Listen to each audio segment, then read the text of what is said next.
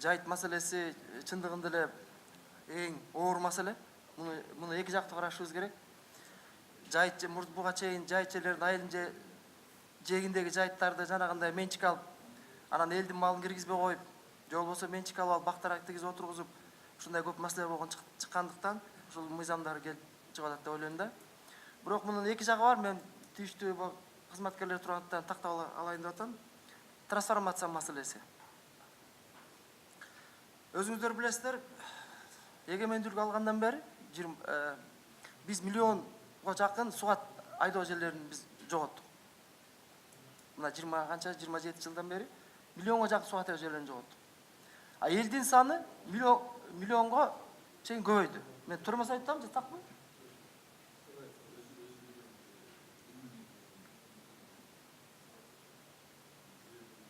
Мен бир жаңылып турмун.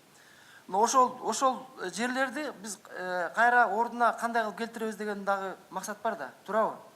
Анан кээ бир жерлер бар, мына азыр өткөндө да айтылды, биз каналдарды салып, ошол жайыт жерлерди биз суат жерлерге бактарак айландырышыбыз керек да. Жерлердин санын көбөйтүшүбүз керек да, туурабы? Ушул жагына келгенде биз кандай кылабыз? Бул биринчи маселе.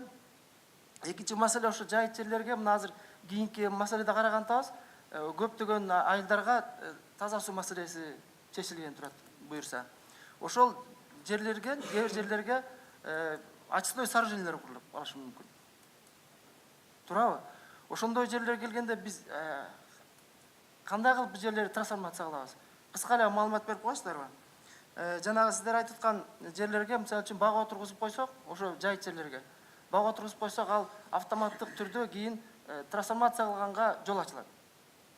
Туурабы? Себеби мыйзамда жазылган айдоо суат жерлерден тышкаркылар трансформацияланганга берилет. Демек биз айдоо жайыт жерлерди бакка отургузуп, андан кайра трансформация кылып, кайра айылдын конуштарына кошсок болот экен деген дагы суроолор туулат да. Ушул жагына келгенде биз кандай карашыбыз керек бул маселелерди? Алпай Русмович, мен жооп берейин бул сурооңузга. Трансформация боюнча закондо жана сиз айткан өзгөчө мындай бир жагдайлар пайда болгондо, мисалы үчүн жанагы табигый кырсыктардан жабыркаткандарды көчүрүп чыгуу боюнча, жол инфраструктуралар боюнча, жол куруу, кен иштетүү боюнча ошондой учурлар болгондо уруксат берилет. Өкмөт муну трансформация кылып кабыл алат. Биз өткөндө дагы бир мыйзам кабыл алганбыз. Кен байлыктар чыккан жерди трансформация кылбай эле иштетип, кийин кайра калыбына келтирип коюп кетишин деп.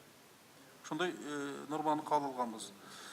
Эми жанагы бул өзгөчө категорияга киргенден кийин жайыт, аны трансформация кылуунун тартибин кандай тартипте кылат?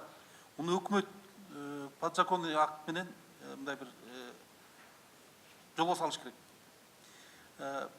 Биздин демилгечилердин ою боюнча жайыт жерди айыл чарба багытындагы жайыттан баалуу категорияга которгонго уруксат деп атабыз.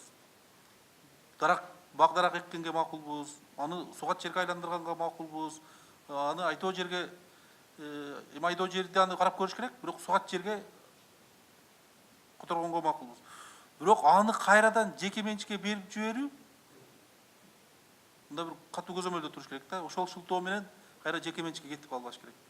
Анан жеке менчикке кеткен күндө дагы ал трансформация кылуу ал жерлерди кайрадан мисалы үчүн айыл чарба багытында эмес деп өзгөртүү, бул өтө мындай бир процедуралар татаал болуш керек. Анан биз ойлойбуз, өкмөт дагы бул боюнча ойлонуп чечим кабыл алат болуш керек деп.